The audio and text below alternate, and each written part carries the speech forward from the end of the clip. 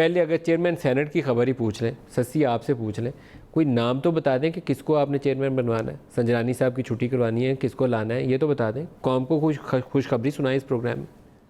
وہ مذہبوں میں مہنگائی سے لے کر فریڈم آف ایکسپریشن تک بہت سارے ایسے معاملات ہیں جہاں فرسٹریشن زیادہ دکھائی دیتی ہے تو عام اسی لیے تو لوگوں میں نے کہا خوشخبری کچھ بتائیں، کس کو چیئرمین سینٹ یہ لگائیں اس گے؟ کو خوشخبری اس حد تک آپ کہہ سکتے ہیں کہ یہ ہمارا ایک کانسٹیٹیوشنل اور ڈیموکریٹک ایک رائٹ ہے جو اس کو ہم ایکسرسائز کرنے جا رہے ہیں۔ لگائیں گے کس کو؟ سسی بن جائیں چیئرمین، بتا دیں، کچھ سسی کا نام ہی ڈال دیں۔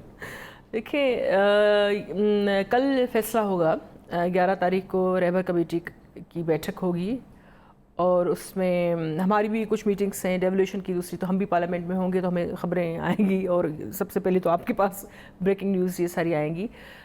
2-3 نام لیکن کل نام اس کے اوپر آپ دے دیں گے، باقاعدہ آفیشلی جاری کریں گے یا ابھی اس کو خفیہ ہی رکھیں گے؟ اب یہ دیکھنا پڑے گا، میرے خیال میں تو جو ڈیلیبریشنز چل رہی ہیں اس حوالے سے کل تک تو آنا چاہیے نا، کل تک آنا چاہیے۔ جی۔ راجہ ظفر اللہ ہو، رضا ربانی ہو، یا ڈاکٹر مصدق ملک تک کا بھی نام آ گیا، پتہ نہیں کتنے نام آ گئے، اب تو مجھے لگتا ہے جتنے سینٹرز ہیں سب کے نام چھپ گئے باری باری کر کے۔ بس کمیٹی میں بڑے ہی عقل مند سینئر، ہم سے بھی سینئر لوگ بیٹھے ہیں، کنسنسس کے ساتھ چیز ہوگی تو ظاہری بات ہے وہ بہتر ہوگا۔